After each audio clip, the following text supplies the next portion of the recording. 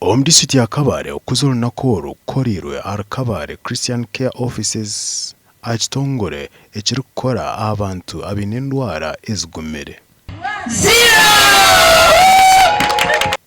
Jona alinawe omutura w'ekyaro kya Nyabushabi omugomborora ya Kyanamera district ni Kabale yatoreka oburemezo bwarukurabamu.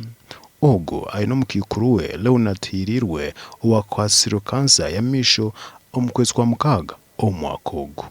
Arugire mbarara kabamje batizenga gumaze mbara kwakira y'umubazi mbarara habahare yisha bamujyanguti yagumaze kabari kwakirira y'umubazi twagumana tuzayo twamara kamara kuzayo kusha aha mubiri gweye hatandika kwenda kunuka kushishikara kujunda ekiri kama 20 wabara kinana na wabara cyenda naguwe imyaka ejo kakatandi ko kali kake yena janye nenkazi kunaza makanga bashaho bangambira kuni kabantare cyane. Judith Kemigisha orukurebera Febe Mperirwe imyaka 79 nawe yatugambira oburemezo bwarukurabamo abo endwara ya shukari. Kari yagume ramu bakuru kubi umwaka guvire umwaka wa 2022 ije byabakubi bamusharaho bya nyewe ngiye kunakwatwe jindwa ya shukari ya maramani amagara ganje kubona gahinduka. Julian abiturabyemo omuhumuriza w'abantaba kuruga Kabale Christian Care yayoreka ebirukorwa omukwera abantu abine endwara ezigumire.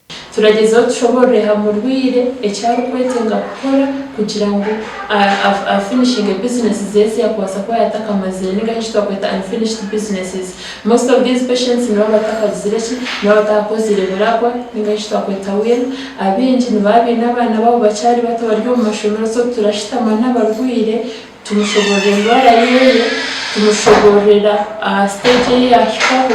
So it is very important that we promote, health promotion. Okurakuranise okori kutura mu magara. To make sure that you keep having a good health life. Okutura mu magara marungi. Everyone is supposed to screen regularly to know how their health is standing. For the normal people, they are supposed to do blood pressure screening and blood sugar screening at least once a year. Ekiro cha World Hospice and Palliative Care Day kibaho buri mwaka n'egino cyo kwera abantu batarimo na bamwe bamanye umugasho go kuzoma marwaro okukeberwa no kutunga kuragurwa oko okuyicere gasha kwa Job namanya omuri Kabale.